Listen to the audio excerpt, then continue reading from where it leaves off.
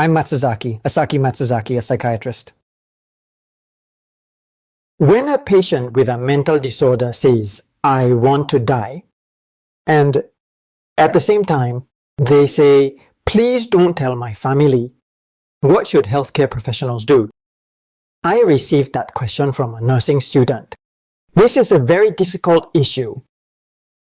However, to state the conclusion, first we contact the family.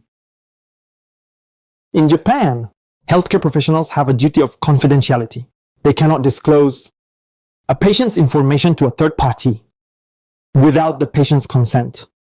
And yes, this includes family members as well. However, there are exceptions to confidentiality. If the suicidal intent is specific and the urgency is high, in order to protect the patient's life, an exception to confidentiality may be considered. This is based on medical ethics and legal precedents. And if there is a possibility of harm to others, for example, if the patient is trying to kill someone or is planning a suicide that involves others, this would fall under an exception to confidentiality.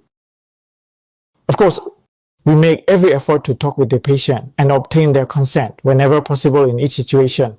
However, when we assess the suicide risk and determine that the urgency is high, even if the patient asks us to keep it confidential, we may contact the family, the police, or another hospital.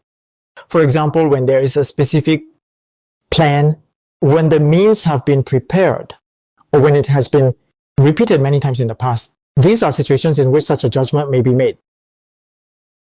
Are you familiar with the Tarasoff ruling?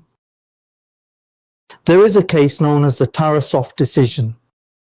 It's a landmark legal case in American psychiatry that is still widely discussed today. A certain patient told their therapist that they were planning to kill Tarasoff at that time in a very serious way. The therapist contacted the police to report the situation, but did not directly warn Tarasoff about the danger involved. And then a murder actually occurred after all. In the trial, it was determined that when there was a clear risk that the patient would harm others, the therapist should have warned them. The Tarasoff ruling itself primarily concerns danger to others in such situations, but it is also considered applicable to danger to the patient themselves. In other words, the risk of suicide. When a patient says, I want to die, and at the same time, they say, please don't tell my family, what should healthcare professionals do? The answer is, if the suicide risk is considered high, we contact the family.